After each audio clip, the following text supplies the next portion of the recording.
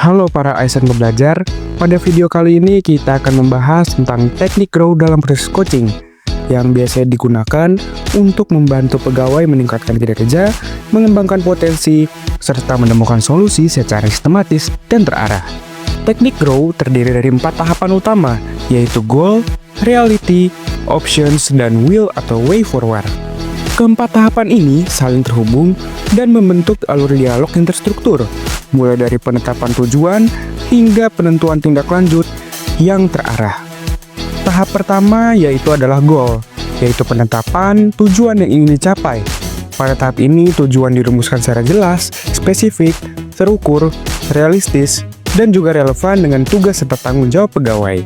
Tujuan yang jelas akan memberikan arah yang kuat dalam proses coaching serta menjadi dasar dalam evaluasi kinerja. Pada tahap goal, dialog difokuskan pada penentuan target kinerja yang ingin dicapai serta hasil yang diharapkan. Contoh penerapannya di lingkungan Kementerian Kesehatan bisa dengan meningkatkan kualitas laporan monitoring, meningkatkan ketepatan waktu, memperbaiki koordinasi lintas unit kerja, dan meningkatkan kompetensi teknis pegawai. Tahap kedua adalah reality, yaitu mengevaluasi kondisi saat ini di mana pegawai diajak untuk menggambarkan situasi nyata yang sedang dihadapi, termasuk permasalahan, hambatan, sumber daya yang tersedia, serta faktor yang mempengaruhi pencapaian kinerja. Tahap ini bertujuan untuk memahami kondisi secara objektif dan mengidentifikasi kesenjangan antara kondisi dengan tujuan yang telah ditetapkan. Pada tahap reality, dialog difokuskan pada pemetaan kondisi nyata, tantangan, serta faktor penghambat yang dihadapi dalam pelaksanaan tugas. Contoh permasalahan tahap reality di lingkungan Kementerian Kesehatan yaitu data yang mungkin terlambat, sistem pelaporan yang belum dimanfaatkan secara maksimal, keterbatasan sumber daya, belum ada jadwal yang terstruktur, dan permasalahan-permasalahan lainnya. Tahap ketiga adalah options, yaitu mengeksplorasi berbagai alternatif solusi. Pada tahap ini, pegawai didorong untuk mengungkapkan berbagai pilihan tindakan yang dapat dilakukan, serta mempertimbangkan kelebihan, kekurangan, dan dampak dari masing-masing alternatif. Tahap ini bertujuan untuk membuka ruang berpikir yang lebih luas, kreatif, dan solutif. Pada tahap options, dialog difokuskan untuk mencari berbagai alternatif solusi untuk mengatasi permasalahan terjadi.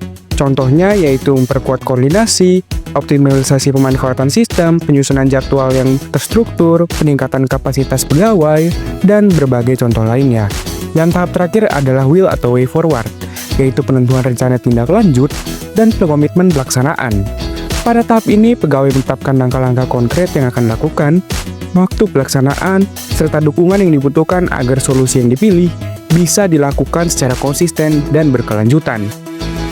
Pada tahap ini, dialog difokuskan pada penyusunan rencana aksi dan penguatan komitmen dalam pelaksanaannya. Contohnya yaitu melakukan koordinasi rutin mingguan, mulai menerapkan sistem pelaporan digital, menyusun laporan evaluasi kinerja, melaksanakan monitoring secara berkala, dan contoh-contoh lainnya. Dan melalui penerapan teknik grow dalam dialog kinerja, serta dalam tahap proses coaching ini diharapkan dapat berjalan lebih terstruktur, efektif, dan berkelanjutan, sehingga mampu memberikan dampak nyata dalam meningkatkan kinerja, serta pengembangan kompetensi pegawai di lingkungan Kementerian Kesehatan.